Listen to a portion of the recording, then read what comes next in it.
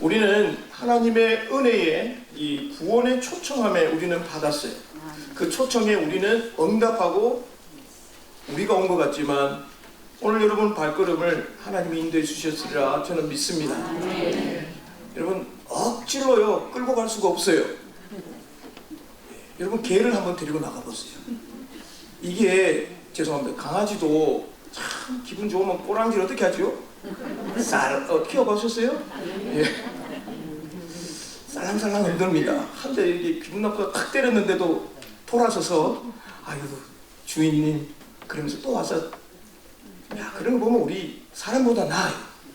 어떨 때 보면 개는 여러분 배신하지 않습니다. 끝까지 주인을 바라봅니다. 주님 앞에 우리 모두가 하나님 앞에 부름을 받았는데 이 부름에 응답하고 순종하고 나아올 때에 무엇보다도 예수 그리스도를 나의 구주라고 영접하는 모든 자에게 하나님의 자녀가 되는 권세를 우리에게 주셨어요. 그 권세로 인하여 우리가 주님 앞에 이 땅에 감당할 수 없대요. 안 믿는 사람은. 우리 예수 믿는 사람들을 바라볼 때 정말 대단한 사람들이다. 세상을 바라보지 않고 믿음으로 살아가고 있는 그들을 바라볼 때에 정말 세상이 감당할 수 없는 사람이라고 우리를 말합니다. 안디옥 교회에서는 우리를 향하여서 그리스도를 따라가는 크리스찬이라고 말을 했습니다. 야, 저 사람들 보니까 정말 예수쟁이다. 예수 따라가는 사람이다. 우리 올림피아 중앙동의 모든 성도들도 이렇게 되기를 바랍니다. 나가서 정말 밉상이다 이러면 들으면 안 돼요. 뺀질이다 그러면 들으면 안 돼요. 무엇이든지 최선을 다하고 남을 위해 헌신하고 주님을 따르는 백성으로 남을 나보다 더 낫게 여기고 그렇게 살아야 될 줄 믿습니다. 오늘 바울은 자신의 삶을 볼 때에 이방인들이 구원에 동참하는 걸 보고 놀랐습니다. 그런데 자신의 동족인 이 유대인들은 아무리 복음을 전해도 처음에는 듣는 것 같은데 돌아서서 복음을 거부하고 구원에서 점점 멀어져 가고 있는 그런 것을 바라볼 때에 동족으로서 안타까운 마음을 금할 길이 없었습니다. 오늘 본문 21장은 바울은 이스라엘 민족의 구원에 관하여서 하나님 이게 어떻게 되는 겁니까? 라는 질문 속에 거기에 대한 대답을 하고 있습니다. 결론은요, 하나님이 결코 그들을 버리지 않으셨음을 강조하고 있습니다. 바울이 하나님이 이스라엘을 어떻게 다스릴지 또 어떻게 구속 사역을 하실지 바울은 알고 있으며 그 사역 가운데 자신을 이방인의 선교사로 불렀지만 때가 되면 하나님께서 남아있는 이스라엘 민족들을 구원하고 하나님께로 돌아올 것을 믿고 그는 그의 사역을 감당하며 오늘 본문의 내용을 설명하고 있습니다. 그럼 하나님이 과연 이 남은 자, 구원의 은혜를 받은 사람은 어떻게 구원을 받았는가 오늘 말씀을 통해 함께 나누고자 합니다. 첫 번째로 보면 하나님은 이스라엘을 버리지 않으셨어요. 버린 것은 이스라엘 사람들이에요. 하나님을 버렸어요. 하나님의 말씀을 듣지 않고 불순종했습니다. 지난주에 말씀 보면 하나님 앞에 순종하지 아니하고 거슬러 말하는 백성이다.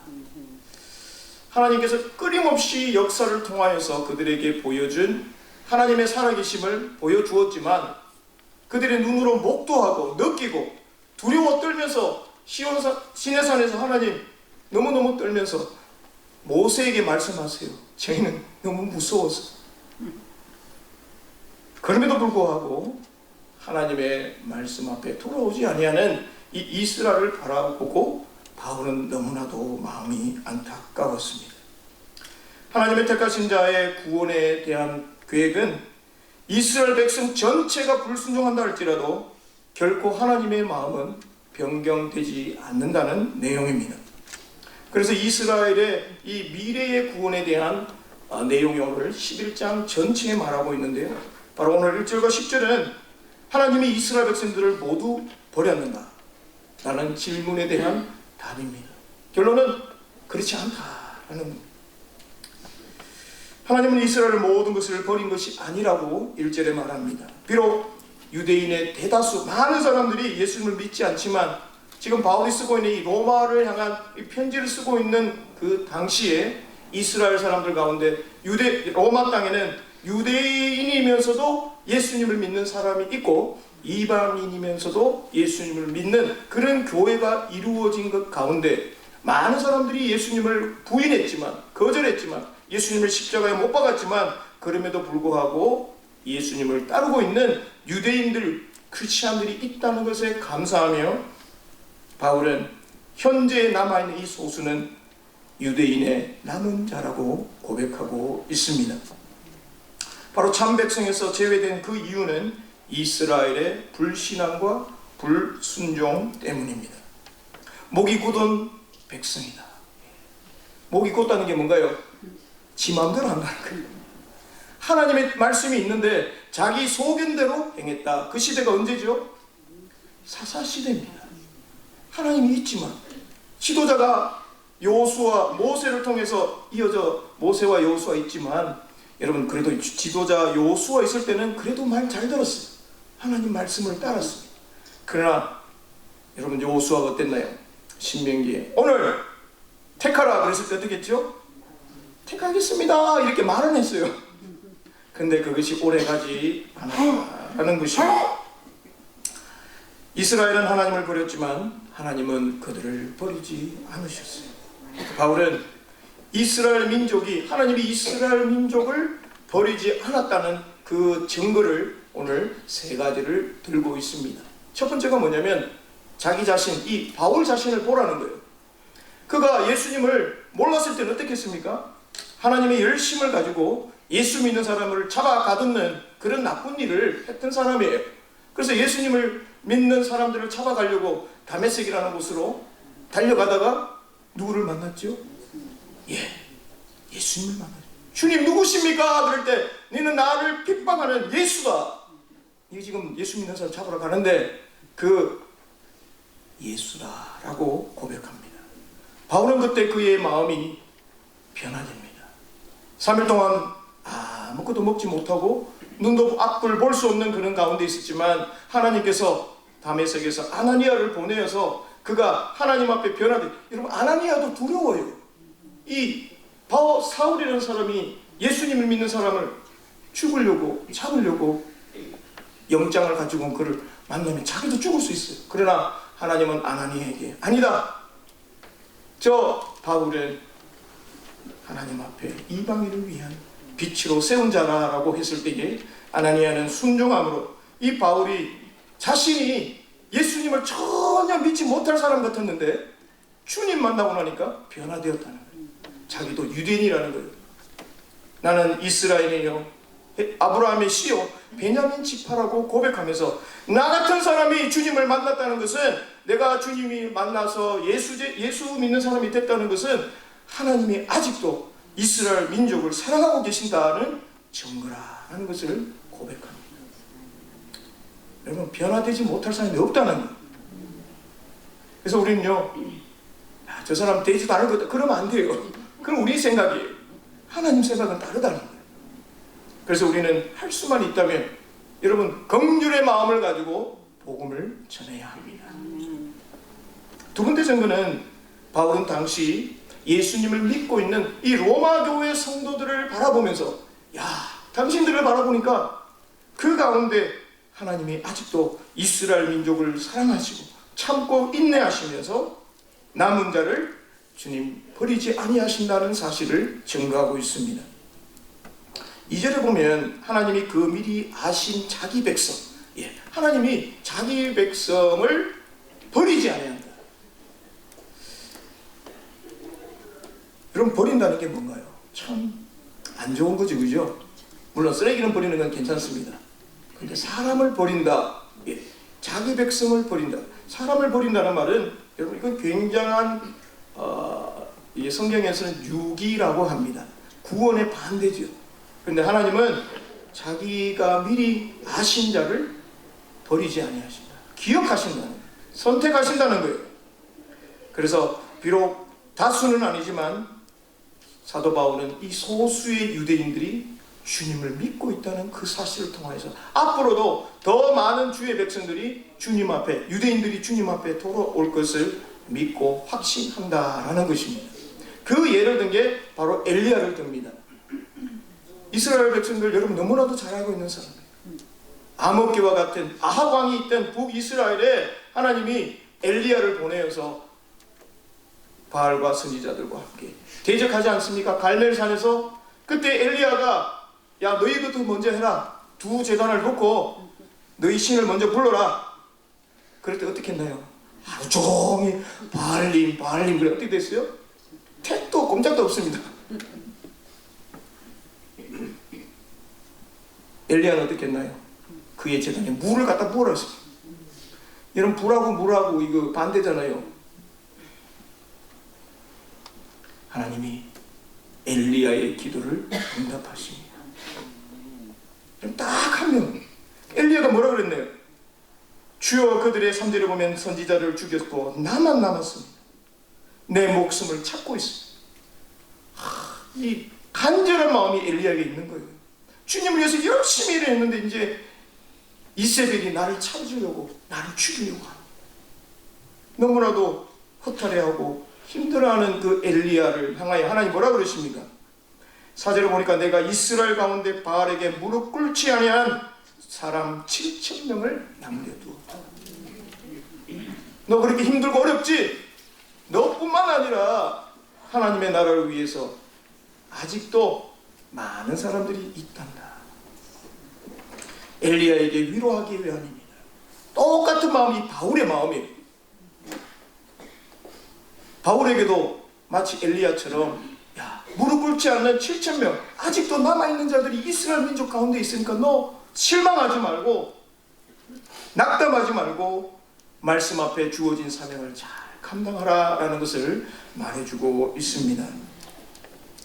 하나님은 지금도 신실한 자를 남겨두십니다. 여러분 이집트에도요 참 많은 사람들이 주님 앞에 돌아오고 있습니다. 우리가 보지 못하지만 여러분 느끼지 못하지만 하나님의 역사는 어느 것 하나 하나님께서 터치함이 있기 때문에 복음이 전혀 들어가지 못할 것 같은 곳에서도 역사하는 줄 믿습니다. 왜냐하면 당신의 백성을 보호하시는 하나님이 계시기 때문에 그렇습니다. 이스라엘 모든 백성들이 하나님을 대신하고 올 엘리야가 혼자 남아있는 것 같지만 하나님은 신실한 사람을 남겨두셨다. 하나님은 오늘도 그런 사람을 찾고 있습니다. 저와 여러분이 이 남은 자, 렘넌트, 영어로 렘넌트죠. 남은 자를 통해 하나님은 역사하시기를 원하시고 있다라는 거예요. 여러분 세상이 아무리 어두워도 믿음의 성도들은 여러분 낙심할 필요가 없습니다. 우리들을 통하여 하나님은 역사하시기 때문에 그렇습니다. 5절을 보니까 하나님은 이와 같이 지금도 은혜로 택하심을 따라 남은 자가 있느니라. 바울이 이게 은혜예요. 빨리 이스라엘 백성들이 모두 구원받기를 원하지만 때가 되면 하나님이 그렇게 하실 것이고 지금도 은혜 가운데 하나님의 백성이 돌아오게 된다는 사실을 바울은 믿었습니다.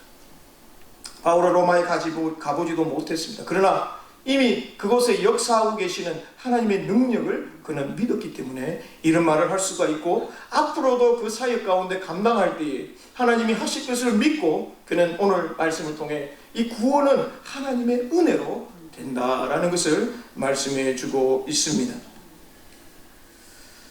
여러분 엘리야가 남은 것은 그의 열심이 있어서가 아니에요. 오직 전적인 하나님의 은혜로 하나님께서 그를 통하여 일하실이 있기 때문에 하나님을 그를 사용하신 겁니다. 여러분 엘리야는 어떻게 됐습니까? 나중에 죽었어요? 예, 죽지 않고 하늘로 간 사람이 한 분이. 야, 참 그런 은혜 우리도 안 받았으면 좋겠습니다. 그러나 택하심을 받은 이외의 이스라엘 백성들의 마음은 완악하여졌어요. 하나님이 그냥 왜 완악하게 내버려 뒀을까요?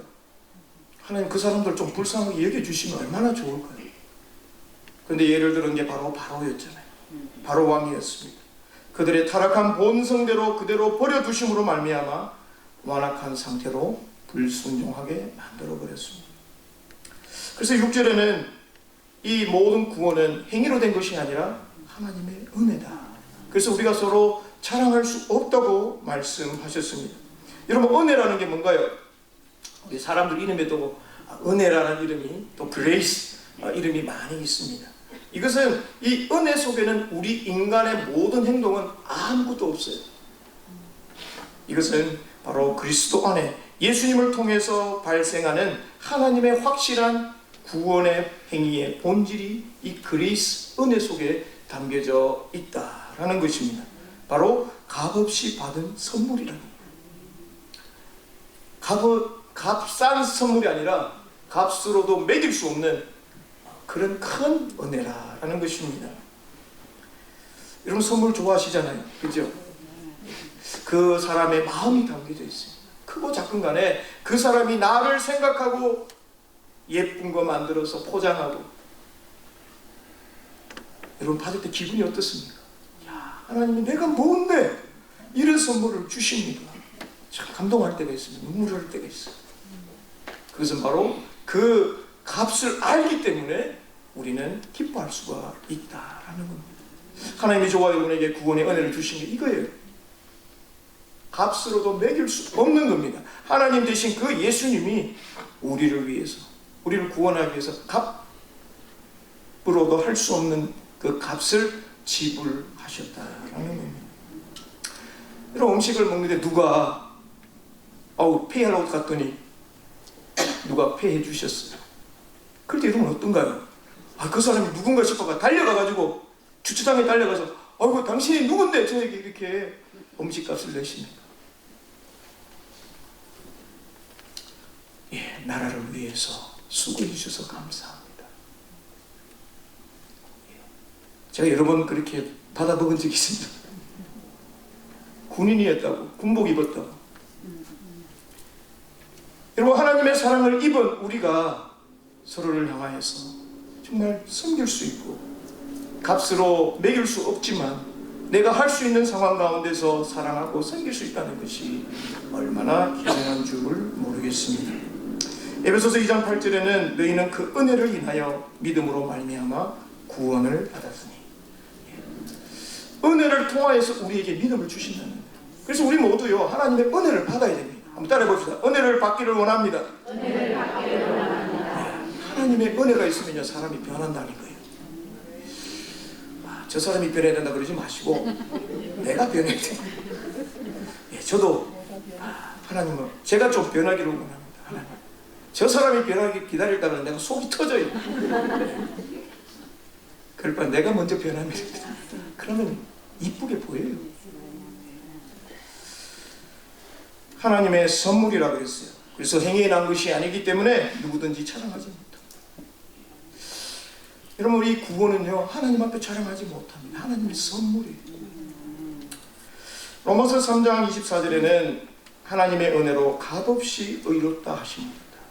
하나님의 은혜. 이 은혜를 생각하면 정말 우리는 눈물을 흘릴 수밖에 없습니다.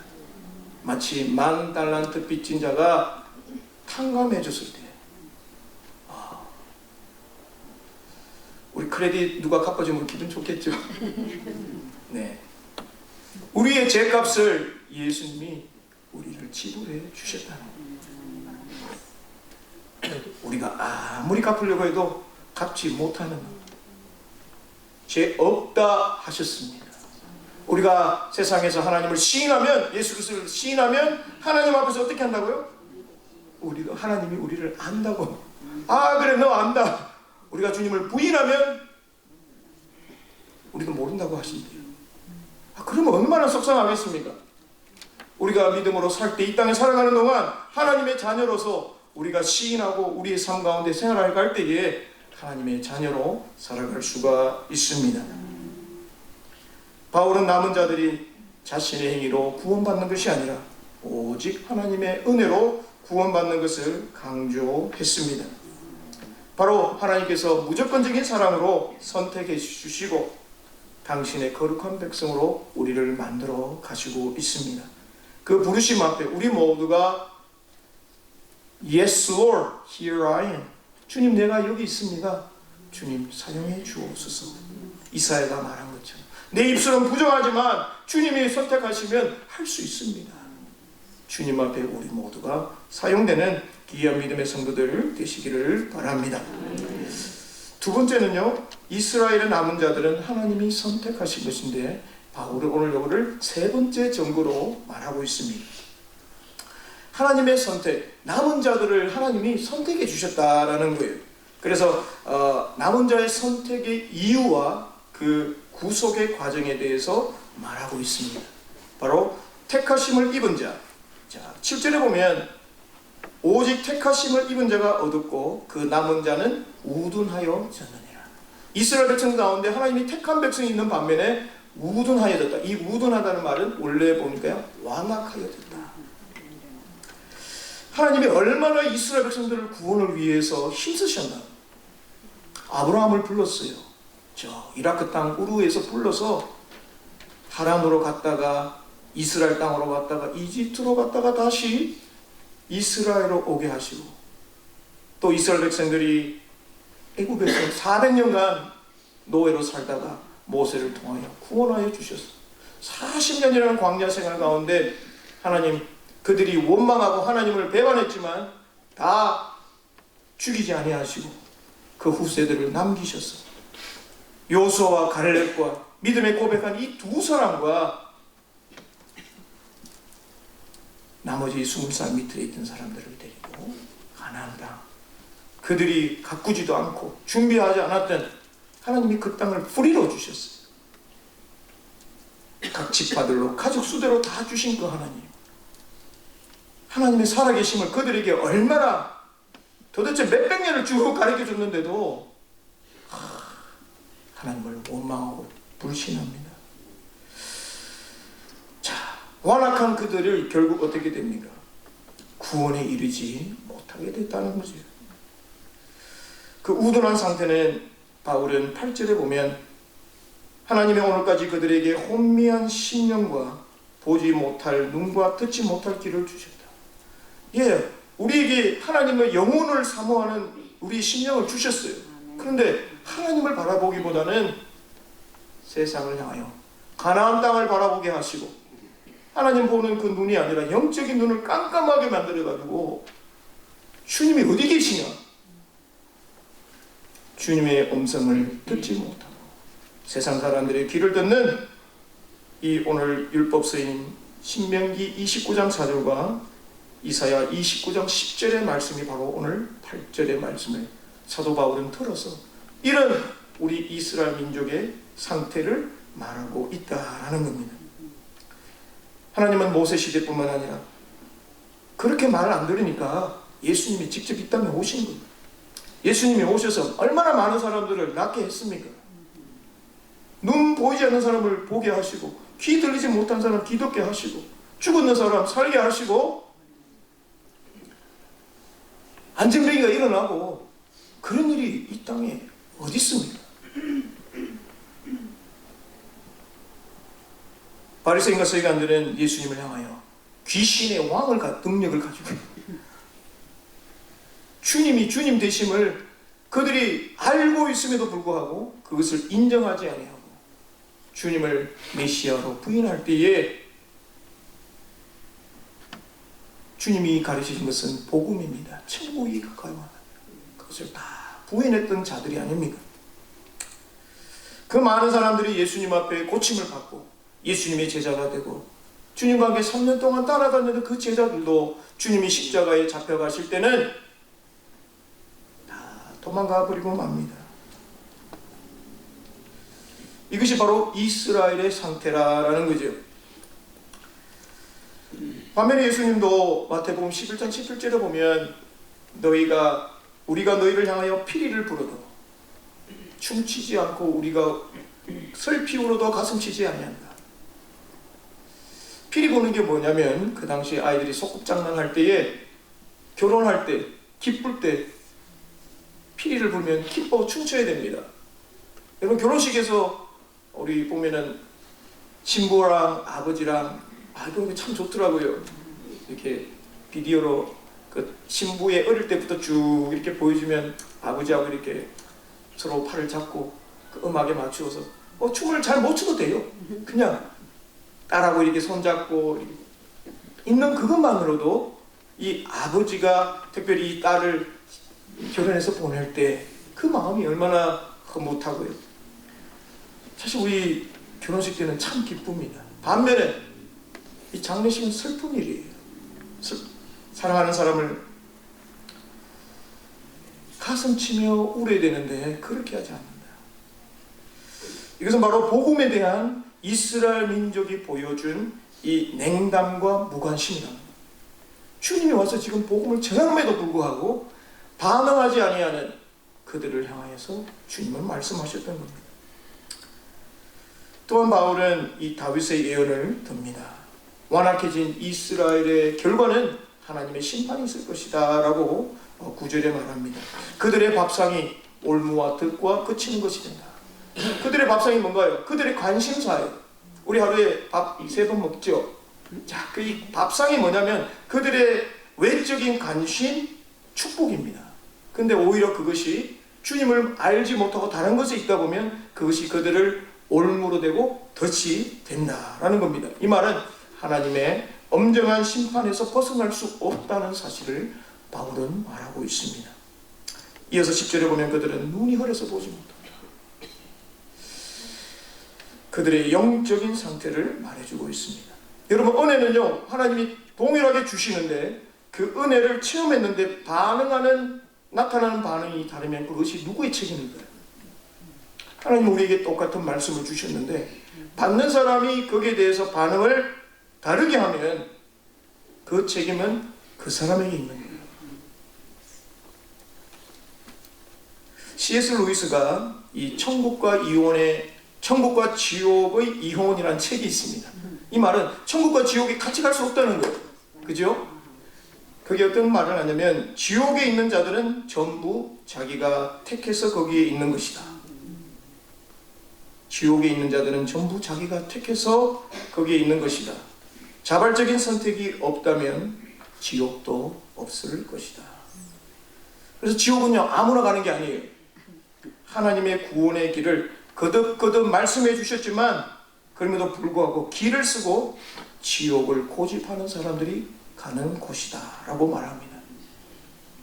이것은 바로 반대로 이야기하면 하나님의 은혜 속에 순종하고 그것을 받아들일 때에 하나님이 원하시는 그 삶을 살아갈 때 그것은 은혜로 우리가 천국에 간다라는 겁니다.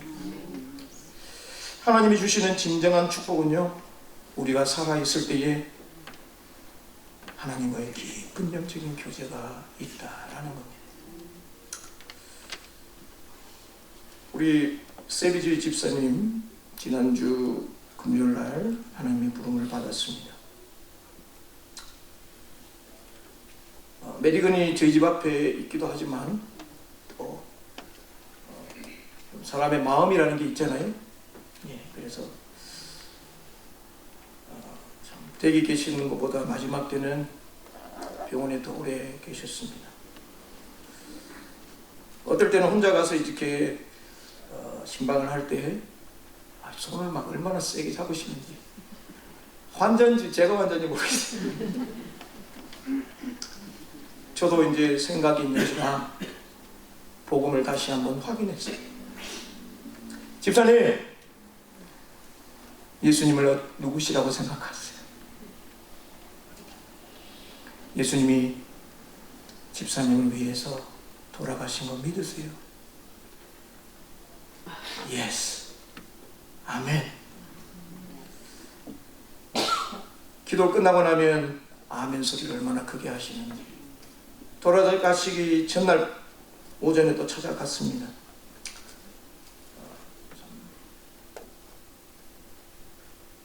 얼굴이 하얗게 되셨지만 그 전날보다 이렇게 목소리가 좋으셨어요. 그게 저는 마지막 나눔이었는데,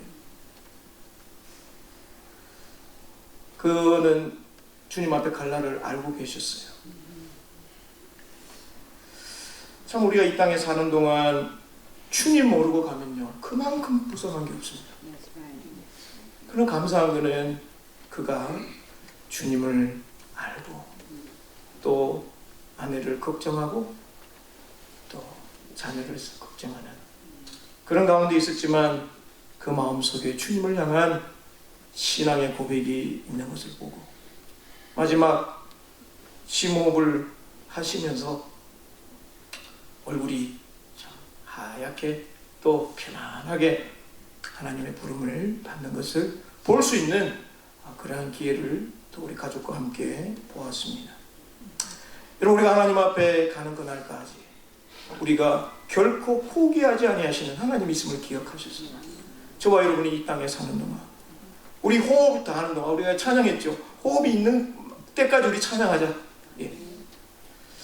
주님 앞에 저와 여러분이 결코 우리를 포기하지 않은 하나님 있음을 기억하셔서 이 땅에 살아가는 동안 어떤 어려움이 있다 할지라도 여러분 기쁨으로 함께 믿음의 길을 걸어가는 저와 여러분 되시기를 주님의 이름으로 축원합니다. 기도하겠습니다. 좋으신 하나님 감사합니다. 결코 우리를 포기하지 않으시는 하나님 때문에 그 사랑 때문에 우리가 살아가고 있음을 믿습니다.